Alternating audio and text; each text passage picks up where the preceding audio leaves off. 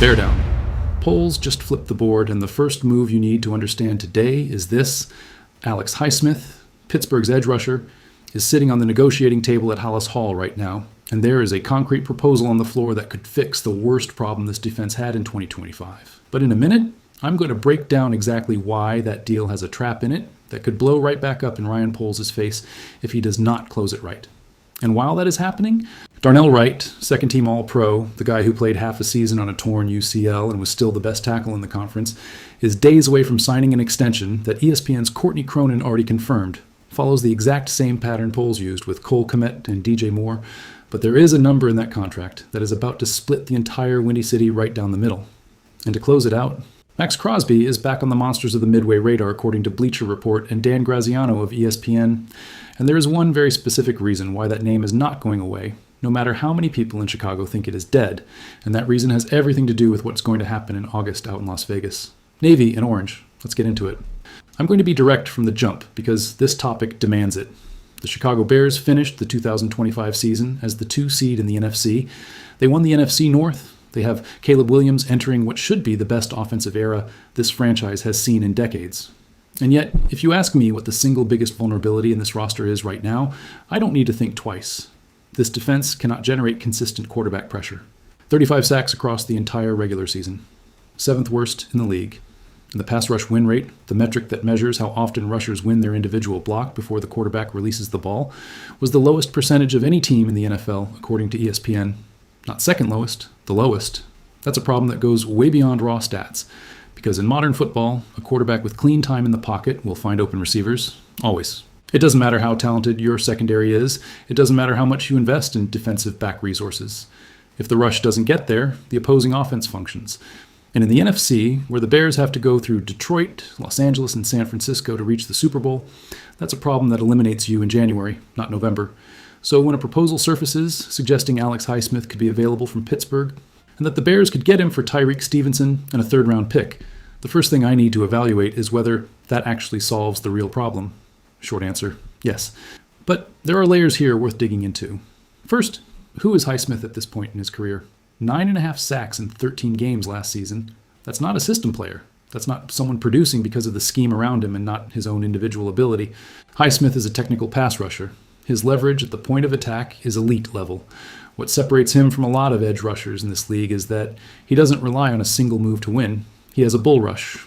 He has a counter. He has speed to power. And most importantly, for what the Bears need. He knows how to play in the second half of games when tackles are tired and protection adjustments are already compromised. That's pass rush maturity you cannot coach. He already has a double-digit sack season on his resume. At 28 years old, he's at the peak of his effectiveness as a rusher.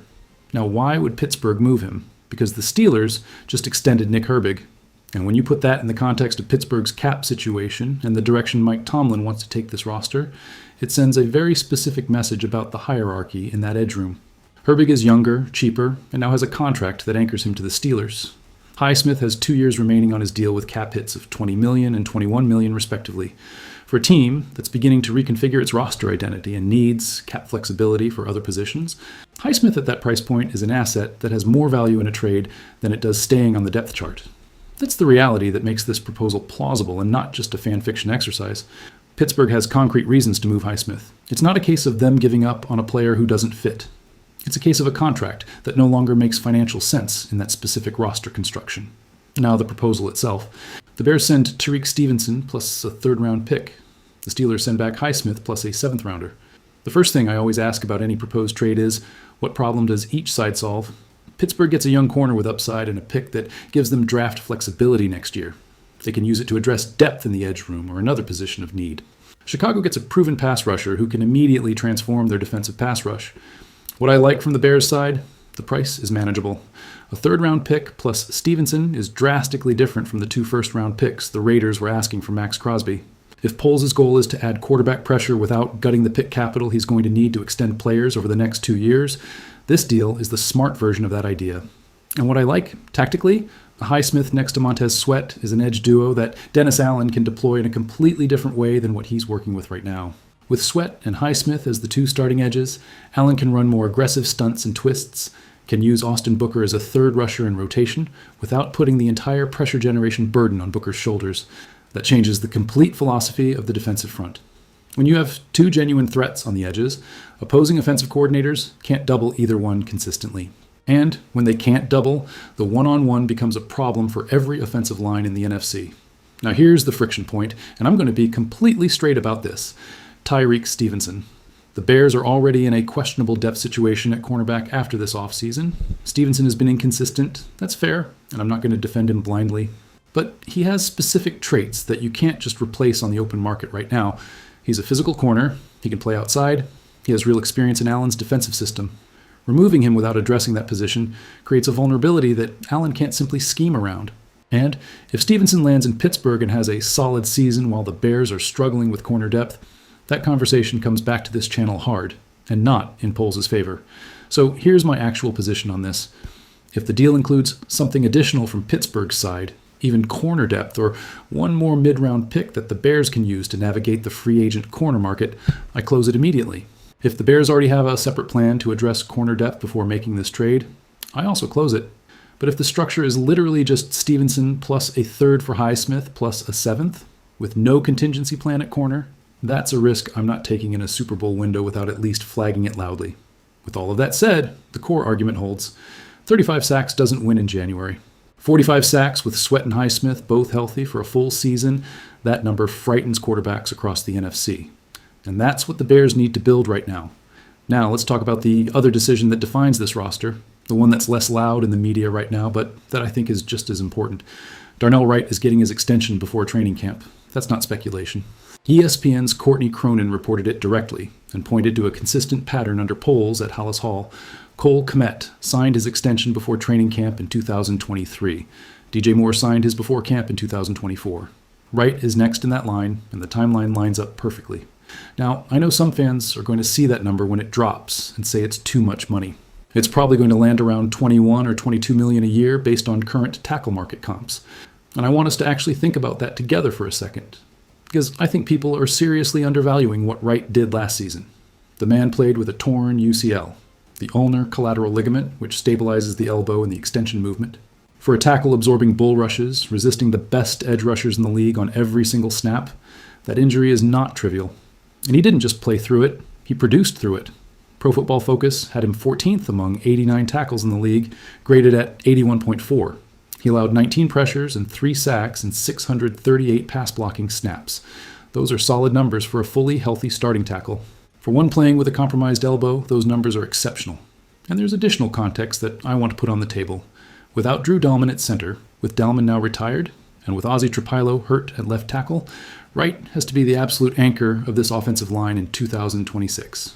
Ben Johnson's offense runs on bootlegs, lateral movement, and designed rollouts. That all requires consistency on the edges of the protection.